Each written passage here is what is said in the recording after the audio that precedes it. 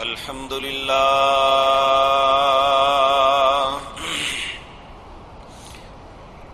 لله نحمده ونستعينه ونستغفره ونعوذ بالله من شرور أنفسنا ومن سيئات أعمالنا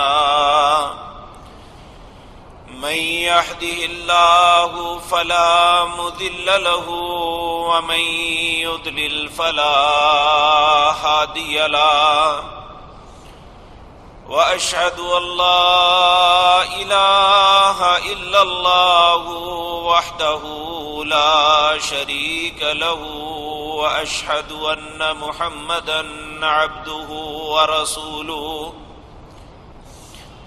أما بعد فإن خير الحديث كتاب الله وخير الهدي هدي محمد صلى الله عليه وسلم وشر الأمور محدثاتها وكل محدثة بدعة وكل بدعة ضلالة وكل ضلالة في النار رب اشرح لي صدري ويسر لي أمري واحلل عقدة من لساني يفقهوا قولي اللهم انفعنا بما علمتنا وعلمنا ما ينفعنا وزدنا علما رب أوزعني أن أشكر نعمتك التي أنعمت علي وعلى والدي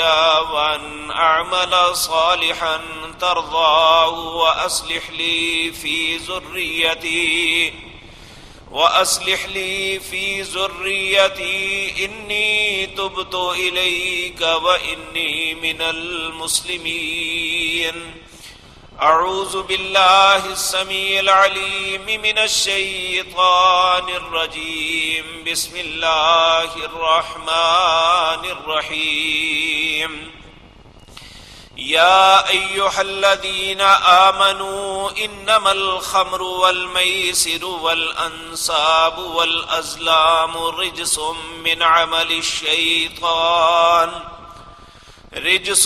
عمل الشيطان فاجتنبوه لعلكم تفلحون إنما يريد الشيطان أن يوقع بينكم العداوة والبغضاء في الخمر والميسر ويصدكم عن ذكر الله وعن الصلاة فهل أنتم منتهون وأطيعوا الله وأطيعوا الرسول واحذروا فإن توليتم فاعلموا أنما على رسولنا البلاغ المبين ليس على الذين آمنوا وعملوا الصالحات جناح فيما طعموا إذا ما اتقوا وآمنوا وعملوا الصالحات ثم اتقوا وآمنوا ثم اتقوا وأحسنوا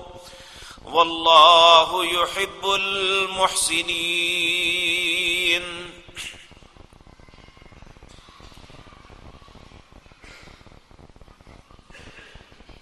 حضرات محترم، اللہ مالک نے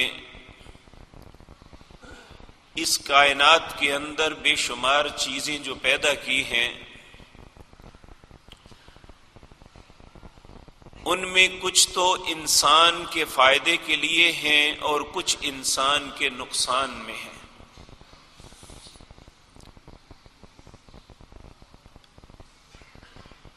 اور اللہ نے جو نقصان دہ چیزیں ہیں انہیں حرام کیا ہے، اور جو فائدے والی چیزیں ہیں ان کے کرنے، کھانے، پینے، پہننے کا حکم دیا ہے۔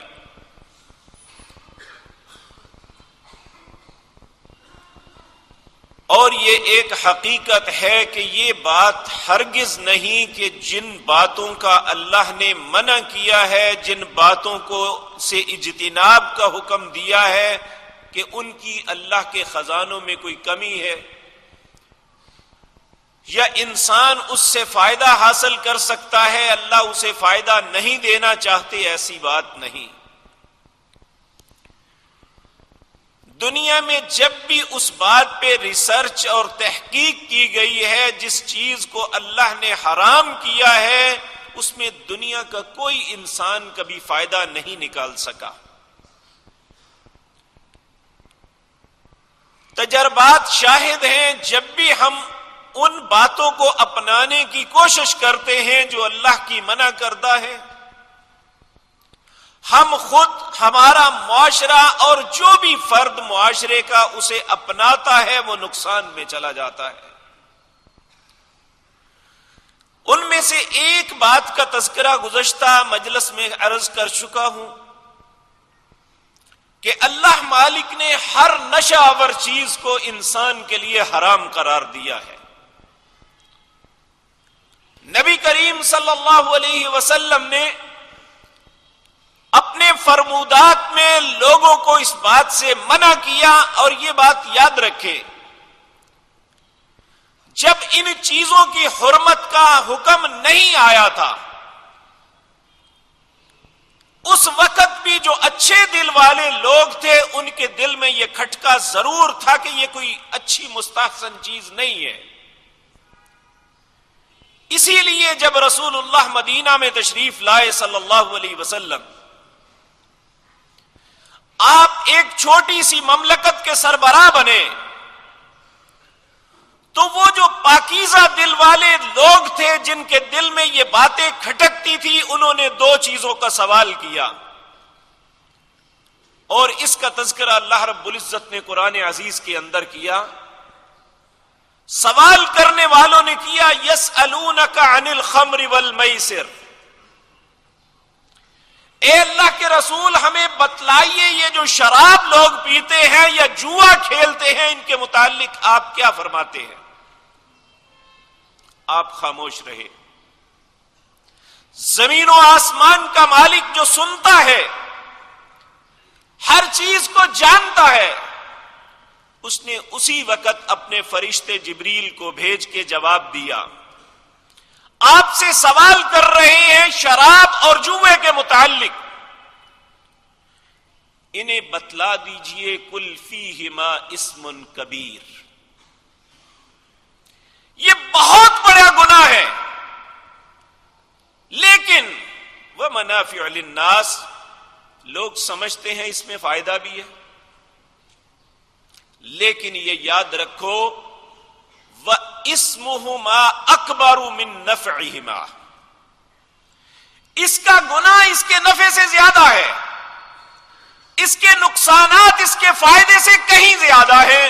یہ پہلی بات تھی جو امت کے اندر اللہ رب العزت نے کھٹکا پیدا کرنے کے لیے سب انسانوں کو بتا دی کہ یہ دونوں کو مستحسن چیزیں نہیں ہیں۔ پھر دوسرا حکم نازل ہوا اس وقت جب ایک شخص نشے کی حالت میں نماز پڑھتے ہوئے اس نے قرآن کے کلمات کو آگے پیچھے کر دیا،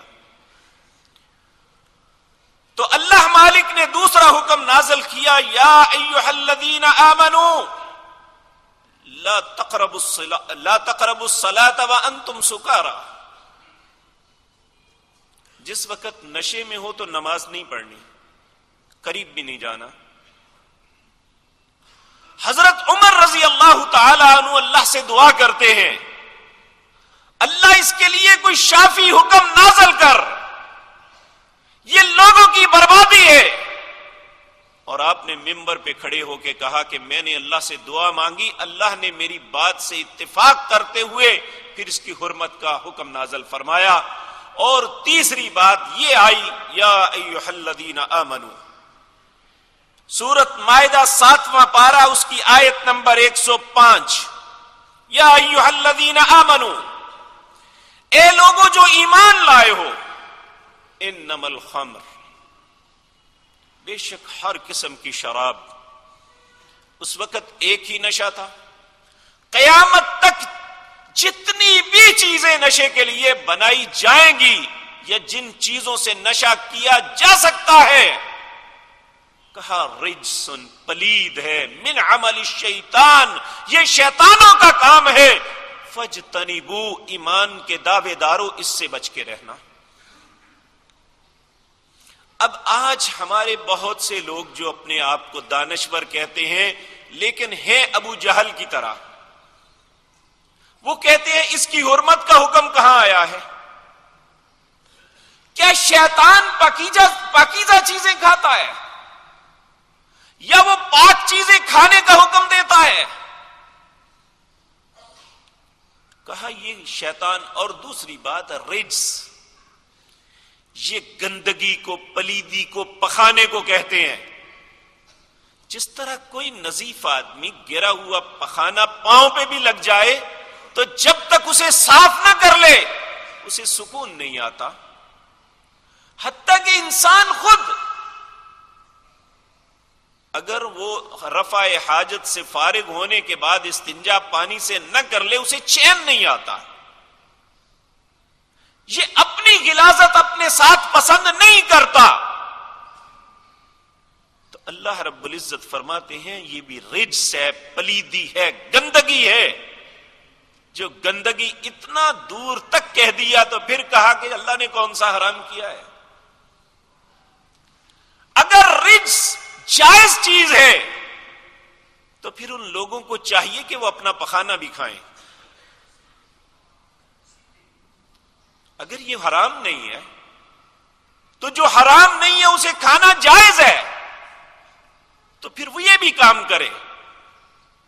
خدا کے لیے اس امت پہ رحم کیا جائے، ان کے بچوں کی بربادی کے فیصلے بیٹھ کے نہ کیے جائیں، انہیں حرام کاری اور حرام خوری کی ترغیب نہ دی جائے، ان سے دنیا بھی برباد ہو جائے گی، آخرت بھی برباد ہو جائے گی۔ اور دوسری بات جو اللہ نے یہاں رجس، پلیدی، گندگی کہی ہے، شیطان کا کام، وہ جوا ہے۔ اور یاد رکھیں جوے کا آغاز کہاں سے ہوتا ہے؟ کہ ہم آپس میں بیٹھے ہیں، کوئی کسی قسم کی انسان کی اچھی صحت تندرستی کے لیے کوئی گیمز ہے، وہ انسان کھیلتا ہے تو اس کا آغاز یہ ہوتا ہے جو ہارا وہ بوتل پلائے گا، وہ کھانا کھلائے گا، اور یہ سوچتے ہیں اس میں حرج کیا ہے۔ یہیں سے آغاز ہوتا ہے کہ انسان اس گندگی کی دلدل میں پھنس جاتا ہے اور وہ چلتا چلتا یہاں تک پہنچتا ہے۔ تاریخ میں بہت سے واقعات ایسے ملتے ہیں کہ انسان اس گندگی میں اتنا بے شرم ہو جاتا ہے کہ لوگ اپنی بیٹیوں اور بیویوں کو بھی جوے میں ہار جاتے ہیں۔ یہ دور کی بات نہیں، آج کے زمانے میں بھی ایسی مثالیں ملتی ہیں۔ ہم کئی دفعہ اخبارات میں اور اپنے شہروں اور گاؤں میں خبریں ایسی سن کے اگنور کر دیتے ہیں، کبھی نہیں سوچتے کہ اس نے یہاں تک کیسے پہنچایا۔ یہ انسان جسے اللہ نے سب سے زیادہ اچھا بنایا تھا، جسے سب سے زیادہ عزت عطا کی تھی، جسے ساری مخلوقات پہ عزت اور شرف سے نوازا تھا، وہ انسان اتنا بھی گر سکتا ہے؟ اللہ نے کہا ثم رددناہ اسفل سافلین۔ جب یہ انسان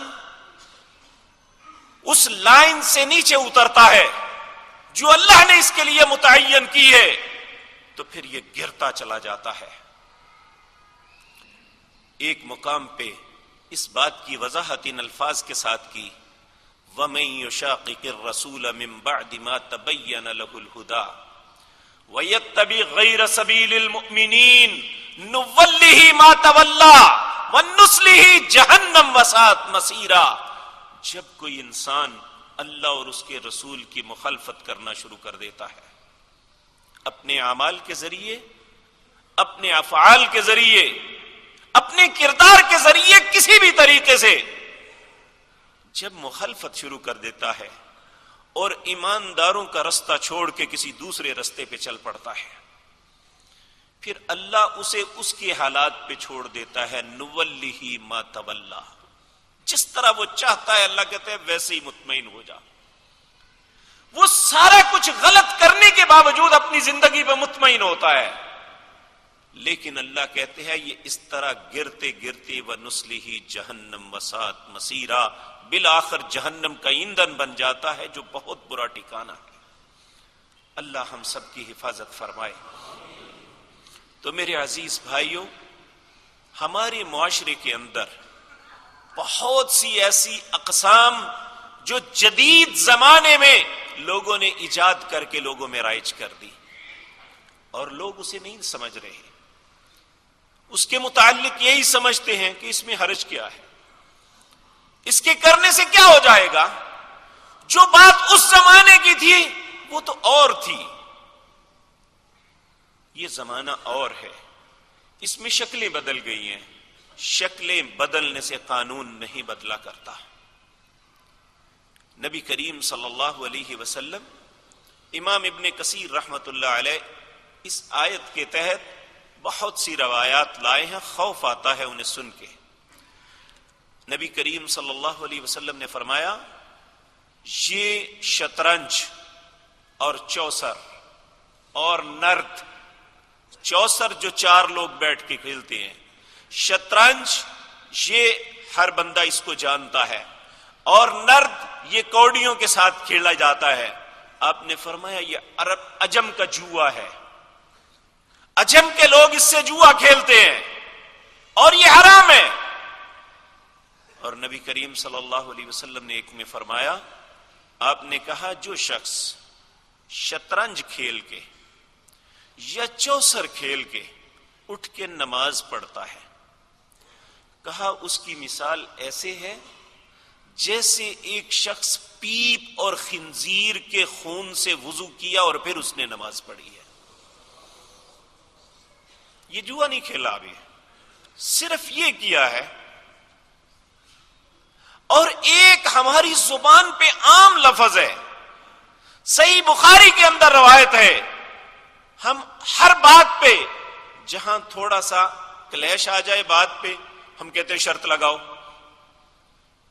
بے شک نہ ارادہ بھی ہو۔ نبی کریم صلی اللہ علیہ وسلم نے فرمایا جو صرف اتنا لفظ کہے کہ آؤ میرے ساتھ شرط لگاؤ، اسے چاہیے وہ صدقہ کرے وگرنہ پکڑا جائے گا۔ جوا کھیلا نہیں ہے،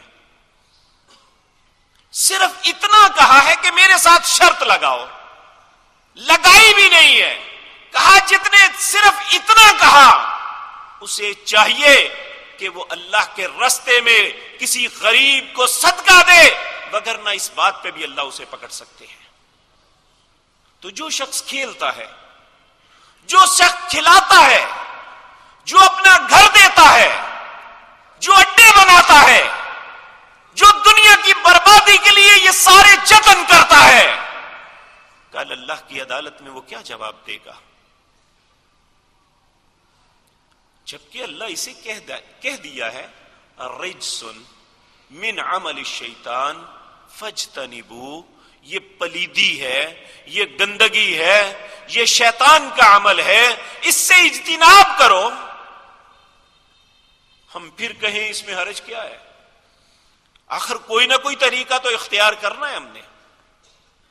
فاجتنبوہ لعلکم تفلحون، تاکہ تم فلاح پا جاؤ۔ اور سوال یہ پیدا ہوتا ہے کیا مفاد ہے اللہ کو یا علماء کو؟ کیوں منع کرتے ہیں؟ آخر کسی کے مال اپنا، زندگی اپنی، جیسے وہ چاہے کرے، کیوں روکا جاتا ہے؟ یہ انسانی حقوق کی خلاف ورزی ہے۔ انسان پہلے یہ سوچے اسے انسان بنایا کس نے ہے؟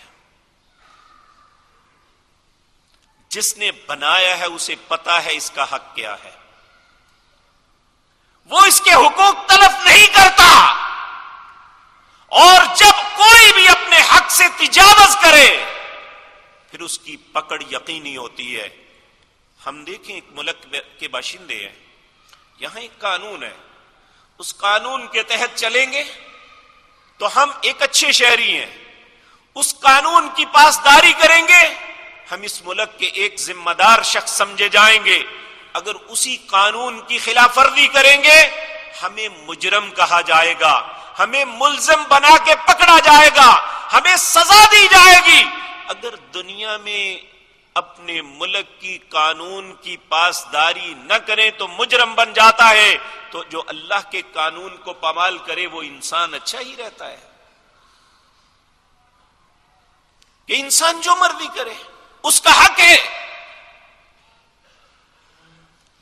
میرے عزیز بھائیوں، میں یہ بات کہوں کہ میرے کچھ آپ پہ حق ہیں، یا آپ کہیں کہ آپ کے مجھ پہ کوئی حق ہے، اور میں آپ کے حقوق کو پامال کروں، کبھی بھی آپ کی نظروں میں عزت نہیں پا سکتا۔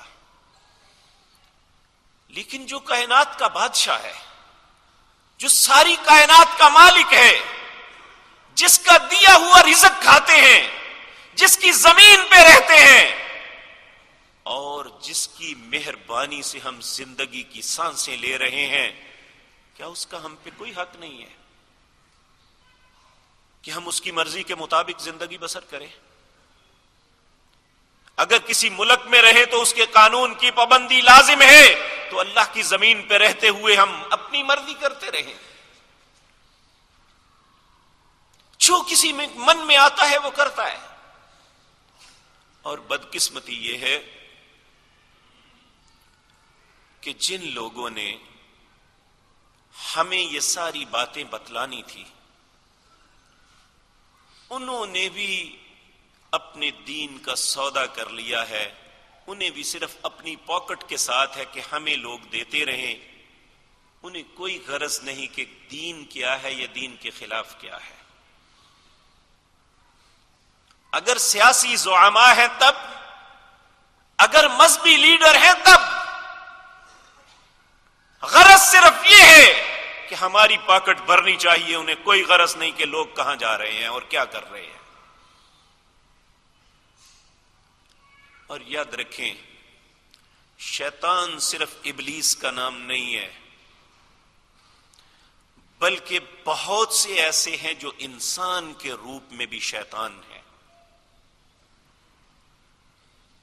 کیونکہ سورۃ ناس کے اندر آپ پڑھتے ہیں من الجنۃ والناس، جنوں اور انسانوں میں بہت سے شیطان ہیں جن کی زندگی کا مقصد ہی یہ ہے کہ مخلوق خدا کی بربادی کس طرح ہو سکتی ہے۔ تو میرے عزیز بھائیو، ہم ان کے اعلی کار نہ بنیں، ہم ان کی کہے کو نہ مانیں، ہم اپنے رب کی بات کو تسلیم کریں، ہم ان باتوں سے اجتناب کریں جو ہماری بربادی کا سبب بنتی ہیں، جس سے معاشرے ٹوٹ جاتے ہیں۔ اور اللہ رب العزت نے یہ سب کچھ منع کیا کیوں کیا؟ اس کا تذکرہ اگلی آیت میں اللہ رب العزت اس طرح کرتے ہیں، انما یرید الشیطان، یہ شیطان کیوں کرواتا ہے؟ ان یوقع بینکم العداوۃ والبغضاء، کہ تمہارے اندر عداوت پڑ جائے، ایک دوسرے کے متعلق بغض سے دل بھر جائیں، رحم کے سارے رستے بند کر دیتا ہے۔ آپ دیکھیں، آپ نے نشئی کو دیکھا ہوگا، ماں سب سے مقدس رشتہ ہے، وہ اپنے نشے کے لیے ماں کو مارتا ہے، حتیٰ کہ ماں کو مار بھی دے تو اسے شرم نہیں آتی۔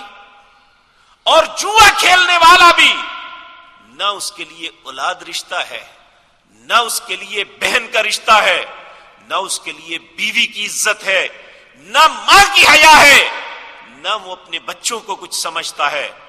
وہ اپنی دھن میں ہی لگا ہوا ہے کہ میں اپنے آپ کو بڑھا لوں، آج کا جوا مجھے کہیں کا کہیں پہنچا سکتا ہے، لیکن جس چیز سے اللہ برکت کو اٹھا لے، جس چیز سے اللہ اپنی رحمتوں کو سمیٹ لے، اس چیز میں کبھی انسان کو برکت نہیں مل سکتی۔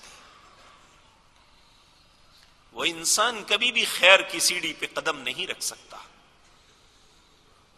تو ہم چھوٹی سی بات پہ جوا لگائیں، یا بہت بڑی بات پہ خوف آتا ہے، ان باتوں پہ، کوئی کسی ملک کا میچ ہے، کوئی واقعہ ہو رہا ہے، زلزلہ آئے گا یا نہیں، کون شخص وزیر اعظم بنے گا کون نہیں بنے گا، روزانہ کی بنیاد پہ بکیں کھولی ہوئی ہیں، کمپیوٹرز رکھے ہوئے ہیں اور دکانیں سجائی ہوئی ہیں انسانیت کو برباد کرنے کے لیے، اور ہم اپنے گھر سے پیسے لے کے جا کے بربادی کا سودا خود کر رہے ہیں۔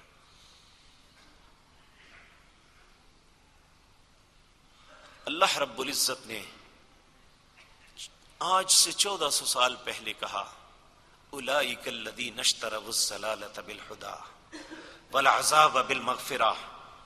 یہ دیکھو انسان کی عقل مندی، یہ گمراہی خرید کے لیتا ہے۔ اولئک الذین اشتروا الضلالۃ بالہدی، اللہ ہدایت دیتا ہے مفت نہیں لیتے، گمراہی خرید کے لیتے ہیں۔ والعذاب بالمغفرہ، اللہ معاف کرنا چاہتے ہیں، یہ عذاب پہنچ کے لیتے ہیں۔ پھر اللہ خود ہی سوال کرتے ہیں فما اصبرہم علی النار، یہ بتاؤ آگ میں صبر کیسے کرو گے؟ آپ ذرا سوچیں کہ کوئی شخص کسی کو شراب مفت دیتا ہے؟ ہم تو اسے لینے کے لیے چوڑے کو بھائی کہہ دیتے ہیں، ہم تو نشہ لینے کے لیے ایک غیر مسلم کو باپ کہہ دیتے ہیں۔ کیسی مسلمانی ہے ہمارے اندر؟ تو اللہ رب العزت ہمیں سمجھاتا ہے یہ تمہیں اللہ کے ذکر سے غافل کر دے گی، یہ اللہ کے دین سے چیزیں روک دیں گی، انسان ایمان اور اسلام سے نکل جاتا ہے۔ نبی کریم صلی اللہ علیہ وسلم نے فرمایا جس طرح تم قمیض اتار کے اپنے سے الگ کر دیتے ہو جب انسان شراب پیتا ہے، جب ایسے کسی گناہ میں مبتلا ہوتا ہے، اس کا ایمان اس طرح اتر جاتا ہے جس طرح انسان قمیض اتار کے سائڈ پہ رکھ دیتا ہے۔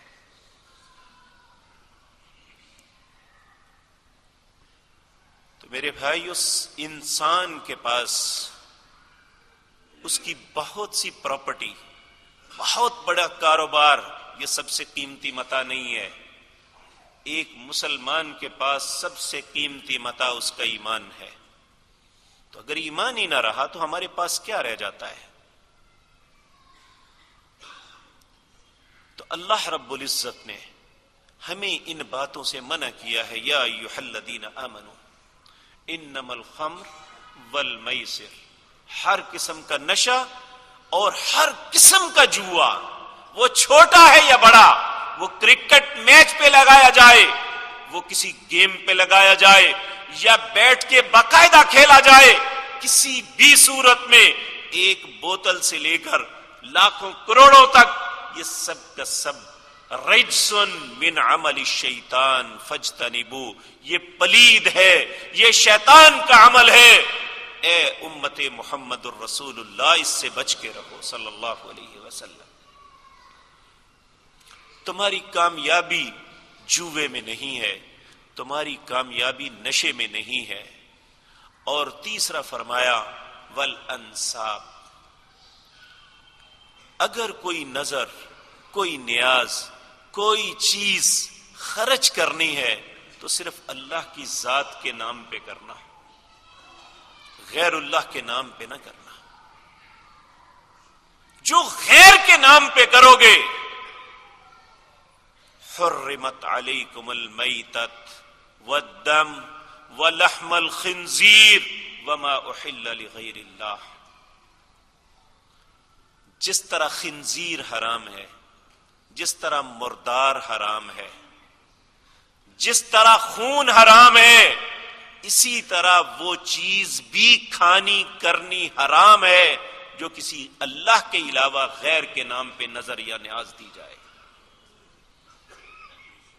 کہا یہ بھی پلید ہے، یہ شیطان کا عمل ہے۔ ہم کہتے ہیں فلاں کے نام کا بکرا، فلاں کے نام کی دیگ دے دو، فلاں کے نام کی یہ دے دو۔ کہا رجسن، پلید ہے. بعض اوقات ہمیں ڈانٹا جاتا ہے، جی اللہ کا رزق ہے، اللہ کا دیا ہوا ہے، کیوں نہیں کھاتے؟ ہمیں کاٹتا اس لیے ہے کہ اللہ نے کہا رجسن، پلید ہے، من عمل الشیطان، شیطان کا عمل ہے، فاجتنبوا، بچ جاؤ. ہمیں وہ رزق نہیں چاہیے جو اللہ کے غیر کے نام پہ دیا جائے.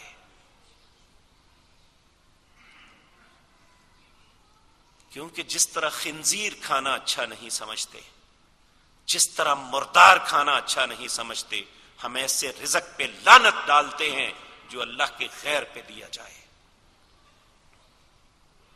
والانصاب والازلام، لاٹری.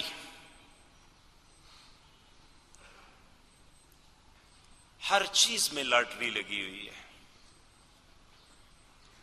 اور یاد رکھیں اللہ نے اسے کسی صورت، لاٹری کیا ہے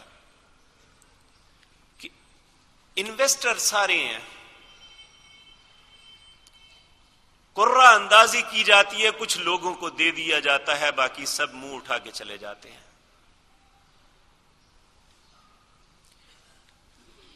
کس بات پہ انہیں دیا گیا؟ دوسروں کا نقصان کیوں کیا گیا؟ اس معاملے میں نبی کریم صلی اللہ علیہ وسلم نے ایک یونیورسل قانون بتایا، لا ضرر ولا ضرار.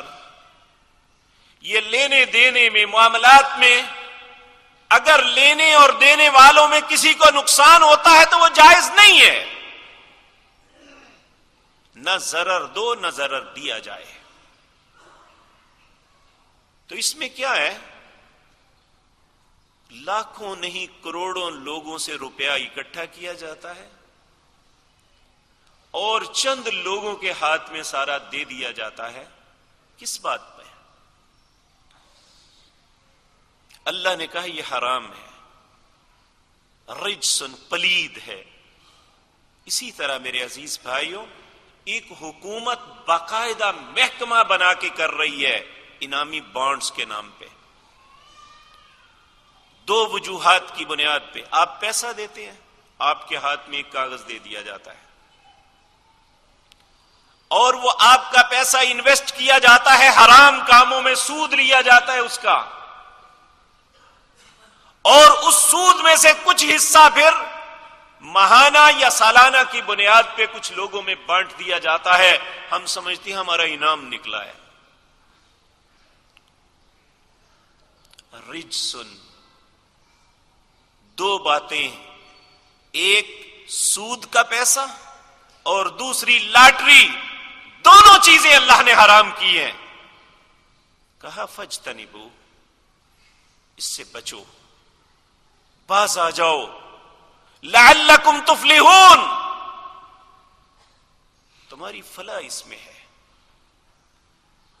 اب یہاں کئی باتیں ذہن میں آ سکتی ہیں کہ ایک شخص لا علمی میں یا لا علمی نہیں بھی وہ غلطی کر بیٹھا ہے، اس کے لیے کیا ہے؟ کیا وہ اس سزا کا مستحق ہوگا؟ کیا وہ اللہ کی نظروں میں ذلیل ہی رہے گا؟ میرے عزیز بھائیو، اللہ نے قرآن عزیز کے اندر فرمایا فَمَنْ جَاءَهُ مَوْعِظَةٌ مِّن رَبِّهِ فَانْتَهَى فَلَهُ مَا سَلَفَ وَأَمْرُهُ إِلَى اللَّهِ. جب اللہ کی طرف سے نصیحت کان میں پڑ جائے، بندے کو پتہ چل جائے جو کام میں کر رہا ہوں یہ غلط ہے، تو اسی وقت اسے چھوڑ دے تو ممکن ہے اللہ کی طرف سے معافی ہو جائے. فَانْتَهَى فَلَهُ مَا سَلَفَ، جو پیچھے گزر چکا ہے آئندہ کے لیے اعادہ کر لے. کیونکہ سورۃ آل عمران کے اندر جب اللہ نے یہ آیت اتاری، نبی کریم صلی اللہ علیہ وسلم بڑے خوش ہوئے. آپ نے فرمایا اگر مجھے دنیا وما فیہا کے خزانے ملتے تو اتنی خوشی نہ ہوتی جتنی مجھے اس آیت کی ہوئی ہے جو میری امت کے لیے رحمت بن کے اتری ہے. والذین اذا فعلوا فاحشۃ او ظلموا انفسهم ذکروا اللہ فاستغفروا لذنوبهم وَمَن يَغْفِرُ الذُّنُوبَ إِلَّا اللَّهُ وَلَمْ يُصِرُّوا عَلَى مَا فَعَلُوا وَهُمْ يَعْلَمُونَ. تم میں سے کوئی شخص بھی کوئی غلط کام کر بیٹھا ہے یا اس نے اپنی جان پہ کوئی بھی ظلم کیا ہے، وَالَّذِينَ إِذَا فَعَلُوا فَاحِشَةً أَوْ ظَلَمُوا أَنفُسَهُمْ، اسے چاہیے کہ باز آ کے اللہ کے ذکر کی طرف آ جائے، اس کی نصیحت کو قبول کر لے.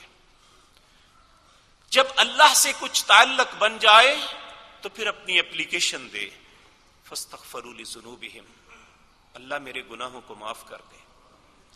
وَمَن يَغْفِرُ الذُّنُوبَ إِلَّا اللَّهُ، اور یہ ایمان اور اعتقاد رکھے کہ اللہ کے علاوہ میرا کوئی گناہ نہیں معاف کر سکتا. وَلَمْ يُصِرُّوا عَلَى مَا فَعَلُوا، جو کرتا رہا ہے آئندہ نہ کرے. شرط لگائی وَلَمْ يُصِرُّوا عَلَى مَا فَعَلُوا، جس غلطی کی معافی طلب کرنے کے لیے آئے ہو اس کی معافی تب ملے گی. وَلَمْ يُصِرُّوا عَلَى مَا فَعَلُوا، آئندہ نہیں کرنا. اگر نہیں کرو گے تو وَهُمْ يَعْلَمُونَ، وہ جانتا ہے. تو یہاں اللہ رب العزت ہمیں دلائل کے ساتھ حکم دے رہے ہیں، یا ایھا الذین آمنوا، اے لوگوں جو ایمان لائے ہو، انما الخمر، تمہارے لیے ہر قسم کا نشہ، والمیسر، اور ہر قسم کا جوا، والانصاب، کوئی بھی غیر اللہ کے نام پہ وہ ذبح کیا جائے یا ویسے دیا جائے.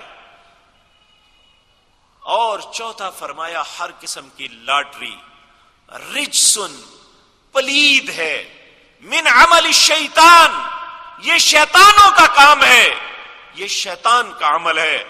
فاجتنبوہ، اس سے باز آ جاؤ، لعلکم تفلحون، تاکہ تمہیں کامیابی نصیب ہو جائے. جوے میں، نشے میں کامیابی نہیں ہے. کامیابی کس میں ہے؟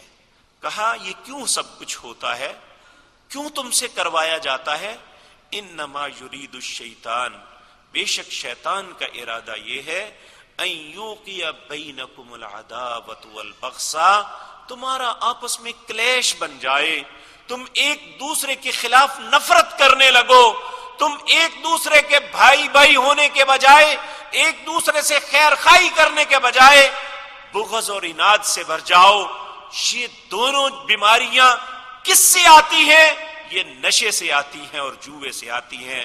فی الخمر والمیسر، اور تیسری بات جو سب سے اہم ہے، وَيَصُدَّكُمْ عَنْ ذِكْرِ اللَّهِ، یہ تمہیں اللہ کے ذکر سے روک دے گی. کبھی کوئی جوا کھیلنے والا، کبھی کوئی شراب پینے والا تم ہمیشہ کا نمازی نہیں دیکھو گے. اگر نماز پڑھے گا تو پھنسا ہوا، یا اپنی کسی مصیبت کے لیے. اللہ کا ذکر اس کو نصیب ہی نہیں ہوتا. اگر کوئی شخص نماز نہیں پڑھتا تو اسے اپنی اس گندے کردار پہ فخر نہیں کرنا چاہیے، اسے رونا چاہیے. آپ دیکھیں اگر کوئی ہمارا دوست یا عزیز اپنے گھر میں کسی کو داخل نہ ہونا دے، ہم سمجھتے ہیں یار میری بڑی بے عزتی ہوئی ہے، میں اس کے گھر گیا ہوں اس نے داخل نہیں ہونے دیا. کتنی شرم کی بات ہے کہ کتنے لوگ اللہ کے گھر کے سامنے سے گزر جاتے ہیں، اللہ ان کے دل میں خیال ہی نہیں ڈالتا یہ میرا گھر ہے آ جاؤ. تو میرے عزیز بھائیو، وَيَصُدَّكُمْ عَنْ ذِكْرِ اللَّهِ وَعَنِ الصَّلَاةِ، یہ دونوں چیزیں جو ہیں اللہ کے ذکر اور نماز سے غافل کر دیتی ہیں. فَهَلْ أَنْتُمْ مُنْتَهُونَ، کیا یہ ساری بات سمجھنے کے باوجود باز نہیں آؤ گے؟ وَأَطِیعُوا اللَّهَ وَأَطِیعُوا الرَّسُولَ، اے ایمان کے دعوے دارو، تمہاری زندگی کا مقصد اللہ اور اس کے رسول کی اطاعت ہے، اس لیے اس طرف آ جاؤ.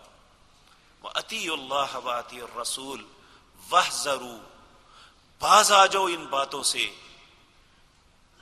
فَإِن تَوَلَّیْتُمْ، اگر تم باز نہ آئے، فَاعْلَمُوا، پھر جان لو، انما علی رسولنا البلاغ المبین، ہمارے رسول پہ پہنچانا تھا، وہ واضح اور ظاہر کر کے اس نے سارا کچھ پہنچا دیا۔ اب میرا اور تمہارا معاملہ قیامت کے دن ہوگا۔ تو کیا میں اور آپ اللہ سے لڑ سکتے ہیں؟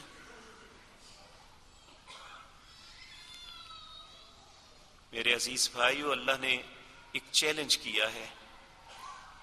اللہ کہتے ہیں وَإِن يَمْسَسْكَ اللَّهُ بِضُرٍّ فَلَا كَاشِفَ لَهُ إِلَّا هُوَ، اگر اللہ تمہیں کسی تکلیف میں ڈال دے، بتاؤ کون تمہیں تکلیف سے نکال سکتا ہے؟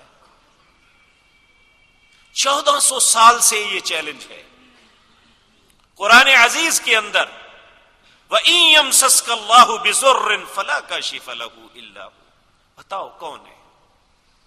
کوئی بھی نہیں۔ میں یہ بارہا مرتبہ عرض کر چکا ہوں، دنیا کے دو ایسے ملک ہیں، جاپان اور امریکہ، جو یہ سمجھتے ہیں کہ ٹیکنالوجی کے اعتبار سے ہم دنیا کے امام ہیں، ہمارے پاس سب سے لیٹسٹ ٹیکنالوجی ہے۔ لیکن عجیب بات یہ ہے کہ دنیا میں سب سے زیادہ آفتیں اللہ کی طرف سے ان دونوں ملکوں میں آتی ہیں۔ وہ سیلاب ہے، وہ زلزلہ ہے، وہ برف باری ہے، وہ آندیاں ہیں، وہ بھگولے ہیں۔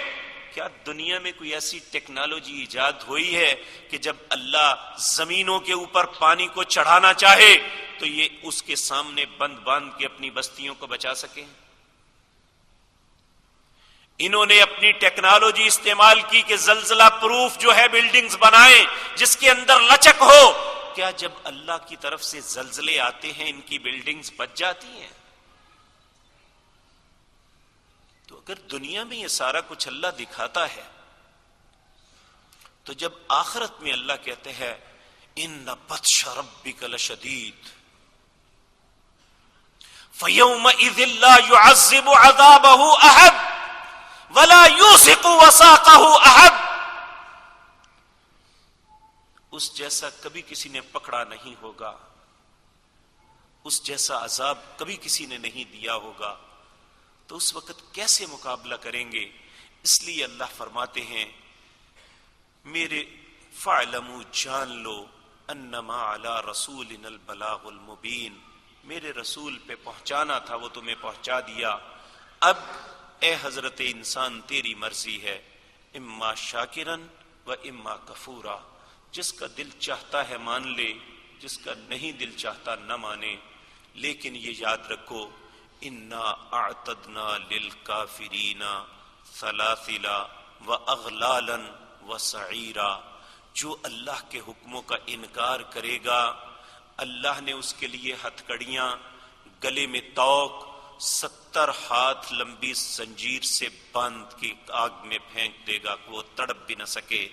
اس وقت ہمارا کیا حال ہوگا؟ اللہ اس سے پہلے مجھے اور آپ کو ان غلطیوں پہ توبہ کی توفیق عطا فرما دے۔ اللہ ہمیں زندگی میں ان خباثتوں سے بچا کے رکھے۔ اگر کسی مسلمان سے ایسی غلطی ہوئی ہے تو اللہ اسے توبہ کی توفیق عطا فرما دے تاکہ ہم آخرت کے عذابوں اور ذلتوں سے بچ سکیں۔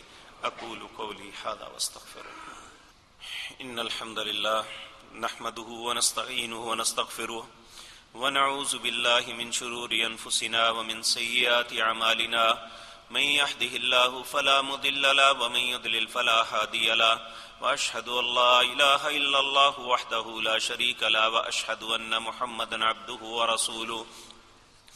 اللهم صل على محمد وعلى آل محمد كما صليت على إبراهيم وعلى آل إبراهيم إنك حميد مجيد۔ اللهم بارك على محمد وعلى آل محمد كما باركت على إبراهيم وعلى آل إبراهيم إنك حميد مجيد۔ یہ ایک بھائی نے آپ سے التماس کی ہے، اللہ تعالیٰ نے بیٹیوں سے نوازا ہے، اللہ سے دعا کریں اللہ نیک اور صالح بیٹے سے بھی نوازے۔ اے اللہ جو بھی بے اولاد ہیں اے اللہ انہیں نیک اور صالح اولاد سے نواز۔ اے اللہ جنہیں بیٹیوں سے نوازا ہے اے اللہ انہیں نیک اور صالح بیٹے عطا فرما۔ اے اللہ جنہیں بھی بیٹیاں اور بیٹے دی ہیں اللہ ان کی قسمتوں کو اچھا فرما دے۔ اے اللہ انہیں ہر شر اور تکلیف سے محفوظ رکھ۔ اے اللہ ہماری اولادوں کو ہمیں نیکی پہ قائم رکھنا، اے اللہ نیکی پہ موت نصیب فرمانا۔ ایک بھائی نے کہا ہے کہ میں بہت زیادہ پریشانی اور مصیبت میں مبتلا ہوں، اللہ سے دعا کریں۔ اللہ سب پریشان حال لوگوں کی پریشانیوں کو دور فرمائے، جو مقروض ہیں ان کے قرضے اپنی رحمت سے ادا فرمائے، اللہ مالک سب پہ رحم فرمائے۔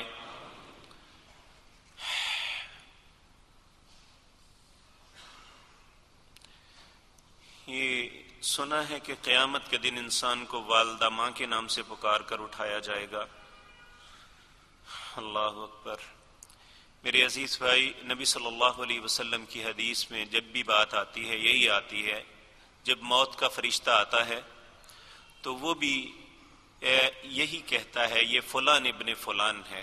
آپ نے جنازے میں دعا کی اللہم انا فلان ابن فلان، یہ فلاں فلاں کا بیٹا ہے۔ یہ شاید یہودیوں کا تصور ہے، اسلام میں میرے علم میں ایسی کوئی بات نہیں ہے، باپ ہی کے نام سے بتایا جائے گا اور اٹھایا جائے گا۔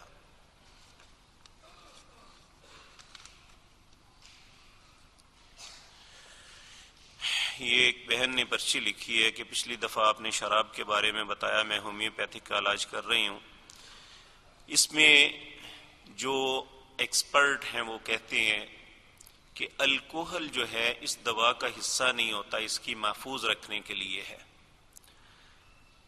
تو اگر یہ گلوکوز پہ یا گولیوں پہ اس کو دوا کو ڈالا جائے تو الکوہل اڑ جاتی ہے، دوا رہ جاتی ہے۔ اگر پانی میں ڈال کے پیا جائے تو پھر الکوہل بھی ساتھ رہتی ہے۔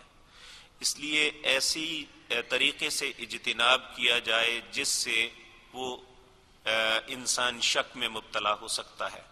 نبی کریم صلی اللہ علیہ وسلم کا ایک فرمان ہے الحلال بین والحرام بین، حلال بھی ظاہر ہے، حرام بھی ظاہر ہے، وبینہما متشابہات، اس میں کچھ شک والی چیزیں ہیں جس سے اکثر لوگ نہیں جانتے۔ جس نے اپنے آپ کو شک والی چیز سے بچا لیا اس نے اپنے ایمان اور عزت کو بچا لیا۔ تو اس میں آپ ایکسپرٹ سے رابطہ کریں۔ اگر یہ واقعتاً اڑ جاتی ہے الکوہل اور دوا رہ جاتی ہے تو پھر اس کے استعمال میں کوئی حرج نہیں۔ غائبانہ نماز جنازہ پڑھانا جائز ہے یا ناجائز؟ نبی صلی اللہ علیہ وسلم نے اسماء نجاشی کا جنازہ غائبانہ پڑھا تھا، اور صحابہ میں بے شمار ایسی مثالیں ملتی ہیں۔ یہ جو لوگ فقہ حنفی پہ عمل کرتے ہیں وہ غائبانہ نماز جنازے کے قائل نہیں ہیں۔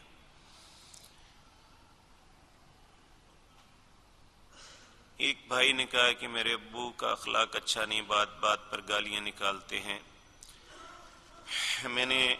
میرے عزیز بھائی، باپ ہے چاہے کافر کیوں نہ ہو، آپ اچھے طریقے سے ہی ان سے معاملہ رکھیں۔ قرآن عزیز کے اندر اللہ نے اصول بنایا ہے ادفع باللتی ہی احسن فاذا الذی بینک وبینہ عداوۃ کأنہ ولی حمیم، اچھے انداز میں مدافعت کریں، پھر تمہارا بدترین دشمن بھی دوست بن جائے گا۔ آپ بحیثیت اولاد کی انہیں نصیحت کرتے رہیں کہ بابا آپ کو ایسا نہیں کرنا چاہیے، انشاءاللہ ایک وقت ایسا آئے گا جب انہیں احساس ہوگا کہ مجھے نہیں ایسا کرنا چاہیے۔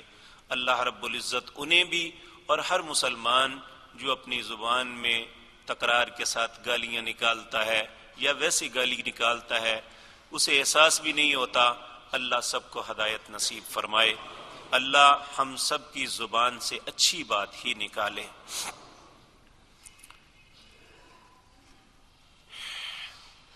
بھائی نے یہ کہا کیا وطروں میں ہاتھ اٹھا کر دعا مانگنا ضروری ہے؟ ضروری نہیں ہے، دونوں طریقوں سے جائز ہے، چاہے ہاتھ اٹھا کے یا ہاتھ باندھ کے، کیونکہ نبی صلی اللہ علیہ وسلم سے صراحت نہیں ملتی کہ آپ نے کیسے مانگی تھی۔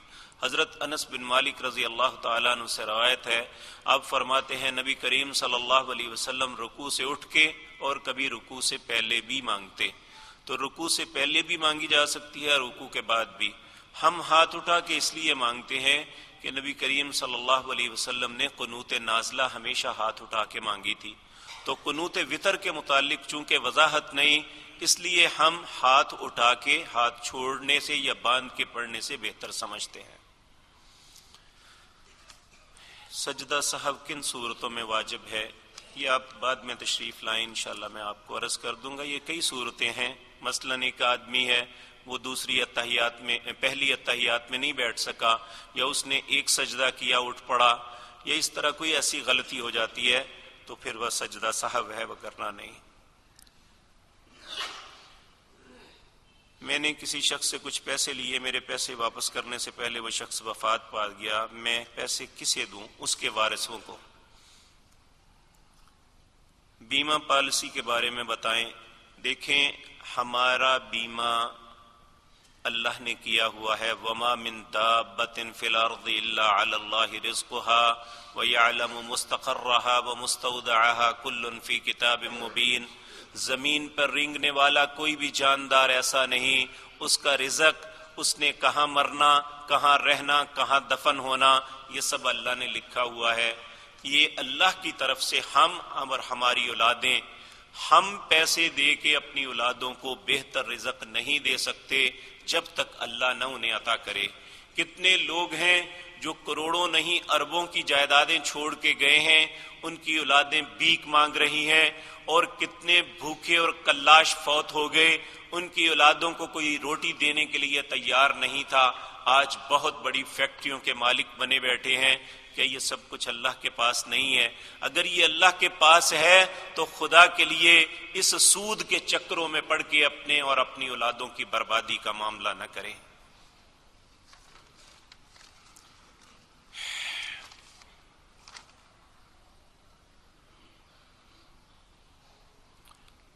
حضرات محترم، کچھ دن پہلے قصور میں جانے کا اتفاق ہوا، تو وہاں ہمارے ساتھیوں نے ایک جگہ دکھائی، مسجد منیرہ ہے، اس کے ساتھ انہوں نے جگہ لی ہے۔ وہاں سے ساتھی تشریف لائے ہیں، تقریباً 27 لاکھ روپیہ انہوں نے ادا کرنا ہے، اور ان کے ساتھ ہمارے انتہائی محترم ساتھی مولانا عبد الرحیم صاحب، یہ مکہ میں جو بر صغیر سے یا پاکستان سے علماء جاتے ہیں ان کے ترجمان کی حیثیت سے وہاں ہوتے ہیں، وہ بھی ساتھ تشریف لائے ہیں، ہماری خوش نصیبی ہے۔ تو میں آپ سے التماس کروں گا، آپ اس مسجد کے لیے زیادہ سے زیادہ تعاون کریں تاکہ اس کی وسعت کے لیے جو انہوں نے یہ خریدی ہے یہ پایا تکمیل تک پہنچا سکیں۔ انشاءاللہ یہ دنیا اور آخرت میں آپ کے لیے ذخیرہ بنے گی۔ اللہ رب العزت ہم سب کو اپنے رستے میں خرچ کرنے کی توفیق عطا فرمائے۔ اللہم انصرنا ولا تنصر علینا وعزنا ولا تذلنا وزدنا ولا تنقصنا وارحمنا انت مولانا فانصرنا علی القوم الکافرین۔ اللہم اعز الاسلام والمسلمین واذل الشرک والمشرکین۔ اللہم دمر اعداء الدین، اذهب الباس رب الناس واشف انت شافی لا شفاء الا شفاؤک شفاء لا یغادر سقما۔